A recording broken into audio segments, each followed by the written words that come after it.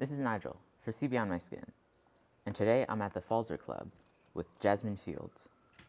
Jasmine managed the Trolley Cart Diner in Chestnut Hill, and then she moved to the one in East Falls, and managed that for almost 7 years. So glad to have you back in East Falls. Thank you. Happy to be here. COVID changed a lot, especially for, businesses like restaurants and things like that. And the trolley cart closed as a result, right? Sort of. We definitely changed our practices. We ended up closing technically because I moved. I ended up leaving the business and getting pregnant and moving to Florida. So the owner decided to close the restaurant because I was really the heart of it, keeping it going. So I didn't know that.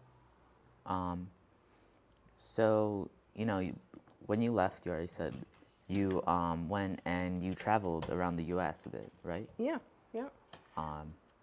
So, what did you... Well, we bought an RV, and it's just a really small RV, but it's big enough for the three of us. And we did some traveling up and down the East Coast. We flew to Brownsville, Texas. My partner is really into the SpaceX mission, so we've been there a few times now, and we considered living there. His mom lives in Naples, Florida, and we had visited St. Petersburg a few times and really enjoyed it and just loved the little community, and so we settled there. But we wanted to travel to a few different places to see before. I knew it had to be warm.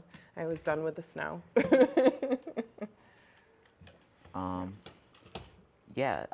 I would say Florida compared to Philly is kind of different in almost every way. It is. I'm actually from upstate New York, from Ithaca, which is actually really different than Florida as well, or from Florida or Philly. I was a bit of a culture shock when moving here. I came from a town of 150,000 people to a city with more than 1.5 million, right? Mm-hmm. So I was kind of ready to go back to something a little bit smaller, which St. Petersburg is. And they have really great food, which is really important to me, coming from the restaurant industry. And Philly has great food too, but there aren't a lot of commercial places. It's all privately owned, very walkable. You can ride your bike everywhere. It's really great community, very inclusive where we live. We live in St. Petersburg, which is Tampa Bay, and it's kind of like it's really different than the rest of Florida, let's say that. Yeah, I was actually gonna ask, there's a lot of things happening in Florida, like in the news, and not a lot of it is good. Yeah, I agree. I vote, and I think that part of the issue is a lot of people don't vote. They aren't really informed. My partner is really informed, and he does a great job of sending me resources and helping me stay informed. And it's really sad and kind of scary. I'll let you in on a secret. I'm actually pregnant. And so that's something we've been, concerned about, getting pregnant in Florida. And what happens if, I have a miscarriage or I need special care that's not readily available anymore. So I've joined a few women's voter leagues and informational groups for helping other people learn about voting and how to vote and what the issues are. So we're, trying to do our part to kind of change or to inform people. I think a lot of it is lack of education, but also the current governor, I think, did a lot of. He recently let his true colors fly. Right? He's been governor for 5 years now. And he waited until his second term to do a lot of these things. So yeah, we're taking precautions. We're gonna be homeschooling, to make sure that our child does learn an accurate US history. I mean, it can't be all just voting though, right?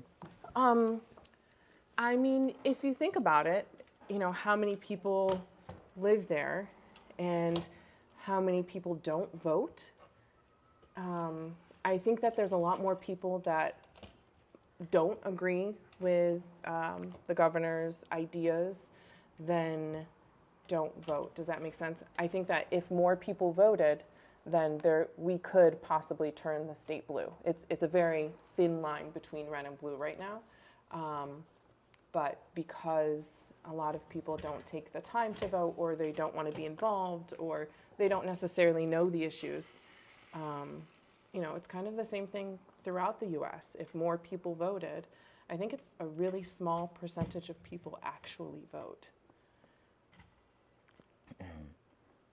I mean, yeah, but there is kind of a difference between voting and being politically accurate, right? Voting and being politically accurate. I'm not sure I follow what you mean. Politically active. Active, yes. Yes. Yes, I think that, are you saying like being politically active and actually knowing what what's actually happening rather than the rhetoric that's going on, or what they're telling you or what they're saying. So, for example, the last presidential election, right?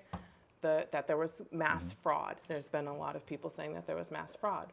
But if you look at, and I guess, they were about to go to court about it, and I think we'll find that there wasn't mass fraud, right? I think that we'll find that there's a lot of non-truth things being spoken. And it's kind of weird. Since when is it okay to lie and blatantly lie? Yeah, I think that there's definitely been an escalation in kind of politics in the US, where it's no longer really, I disagree, I don't want this, I want this. It's a lot more violent than it was. Yeah. And it's also really black and white. Like I think before there was a lot of Republicans and Democrats that believed the same thing on certain policies, whether it be abortion or education. But now it's almost like if you're a Republican, you have to believe this, and if you're a Democrat, you have to believe that. Where before there weren't those tight party lines, which I think that there's still some people that agree with some things and not others, which I think is okay, right? Like you shouldn't have to draw the line with what, one person or the head of the party says. I mean, honestly, I think kind of is more of a, repetition in history than really having it be something that's very, new for our kind of time. Yeah, I mean, it's definitely kind of scary. And I think that if we don't listen to history or look at some of the books or, pay attention to what's happening, then we will repeat the same things over and over again. But we kind of went totally off topic for this interview. Yeah, sorry.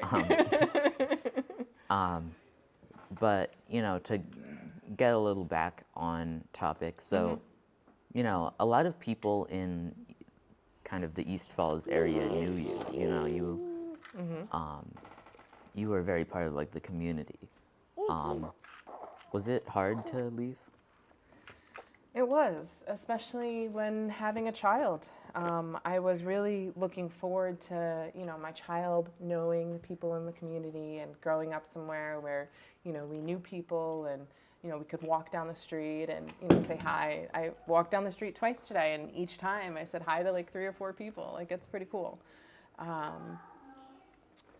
But I know for me, I needed a change, and I needed something a little less fast-paced. And so I think we found that with St. Petersburg, and we've been able to find community, which is really great. A large community of mom friends. So it's a new chapter in my life. Yeah, I could imagine like it would be very different from kind of like a fast-paced environment in a restaurant to kind of, being a mom. Yeah. I loved the restaurant. I've known that I wanted to work in a restaurant since probably before I was your age. And I loved being there. I loved being a part of my employees' daily life. I loved seeing the customers every day and knowing what they like to eat and making their favorite things and making my favorite things. And part of me liked to tell people what to do. But I really think that this is like, being a mom is like the best job ever. It's so cool to see your kid experience things for the first time and learn and grow, and to be there by their side and help them or hold their hand or, watch them take their first steps. He took a few steps yesterday and it was super exciting, right over here in Yard Park. So it's definitely very different, but in a way that kind of prepared me, right? I learned a lot of patience because you have to deal with a bunch of different people. So I have a lot of patience when it comes to my child, and I learned how to manage time, which is not always easy with a child. So, Yeah. So your son is how old? he is 11 months. Wow. I couldn't really help but notice that he's very white passing. Yeah. But, being in kind of an area like Florida, has it been an issue? So where we live is very diverse, and that's part of the reason that we chose it. We were very aware, and coming from Philly, where yes, it's okay. Here you go. Coming from Philly, where it's really diverse. Please don't play with that. Coming from Philly, where it's really diverse, moving to Florida, we tried to look for some of the same things, right? We wanted to make sure that he grew up with culture. We considered Naples, but Naples, one sec, I'm just gonna grab his toy. But Naples is not very diverse at all. And so we settled on St. Petersburg. Okay, wait, sorry to That's fine. pause right there. Can you redo the statement? Yes. Okay. So when looking for a place, we really wanted to make sure that it was diverse. Living in Philly, it's the most diverse place I've lived. Where I grew up, there was about 15% of African Americans. I think there was also 15% Asians. But Philly, it's more about like half and half, right? Where we currently live, I think it's 30 to 40% African Americans, and that was important to us. We wanted culture. We wanted to make sure that he saw all different types of people around him. And we also travel a lot, and so he gets to see a bunch of different people while we travel, which is nice. Here, I'm gonna set him down. Here you go, bub.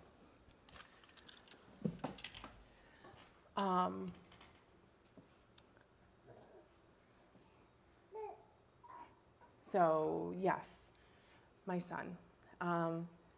His father is white, and I am actually mixed. My mother is white, and my father is black.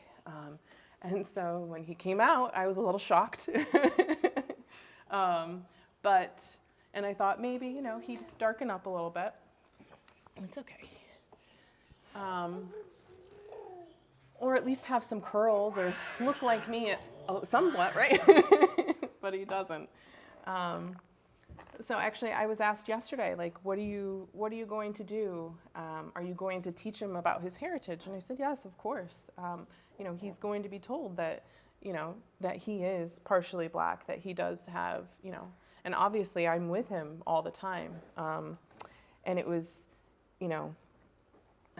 kind of funny that my mom is white, and I remember people saying, or kids in school saying, that's not your mom, right? Because my mom was white. And I'm like, yeah, that is my mother. So I'm sure he'll get some questions, and I'm sure will be questioned, but I don't know. I guess I'm not that worried about it. When I was born in the 80s, it was still kind of, a faux pas. And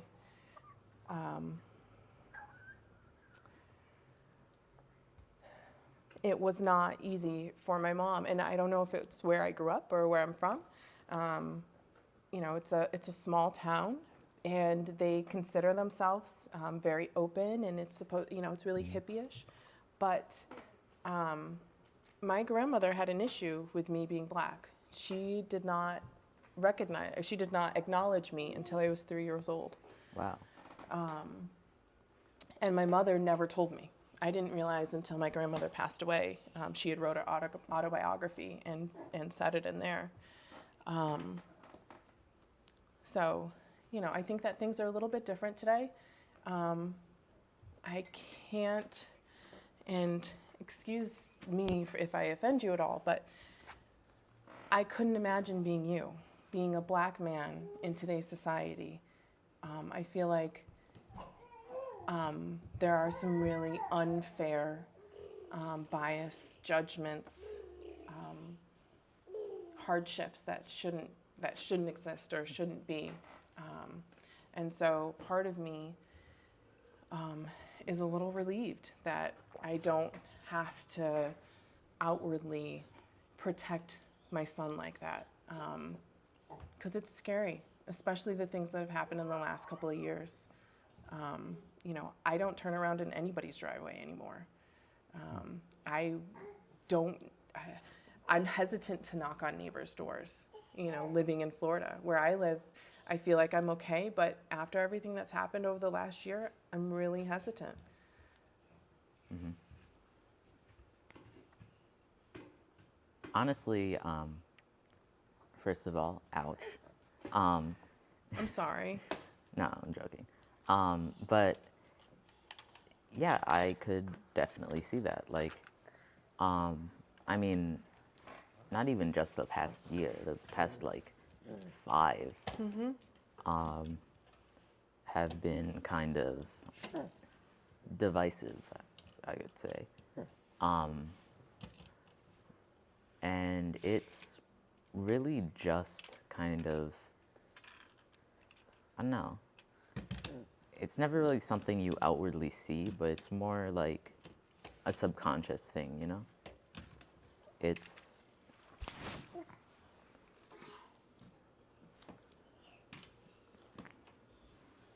I don't know how to say it. It's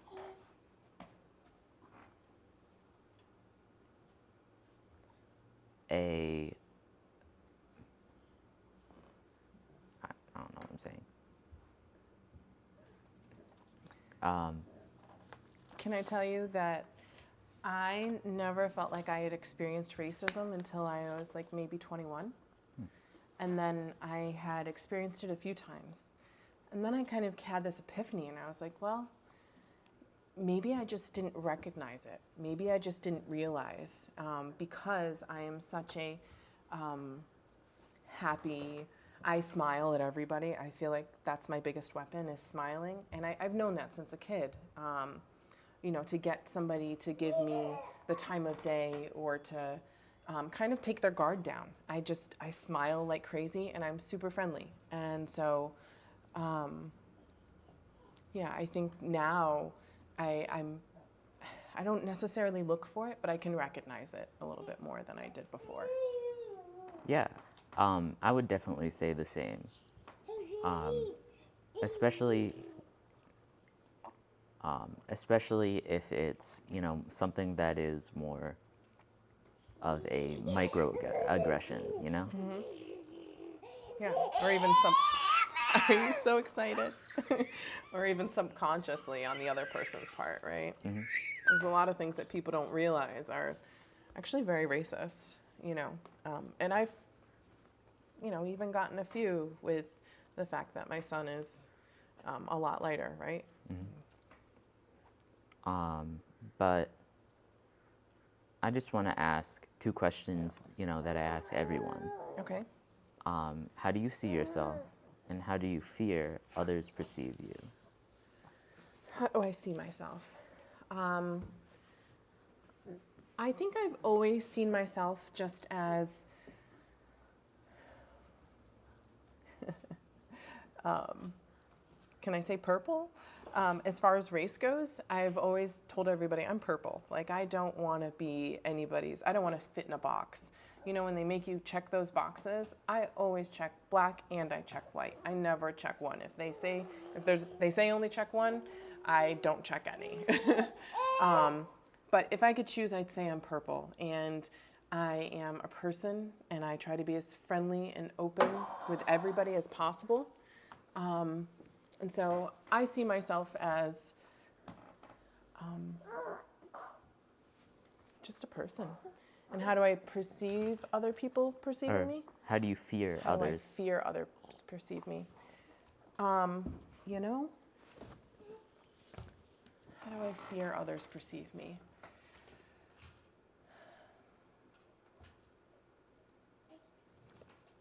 I try not to.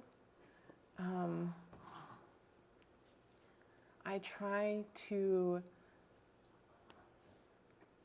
think that the energy or the smile that I'm giving off, that they're accepting, but maybe a little bossy. I guess we could say that. You know, being a boss at the cafe, it was really hard to find a balance between bossing people around and not having them think of you as like a dictator.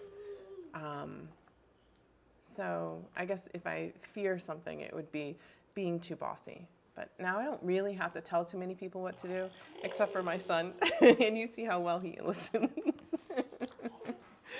So yeah. Yeah. Yeah. Thanks for coming on. This is Nigel for See Beyond My Skin with Jasmine Fields. Thank you so much, Nigel. Mm-hmm.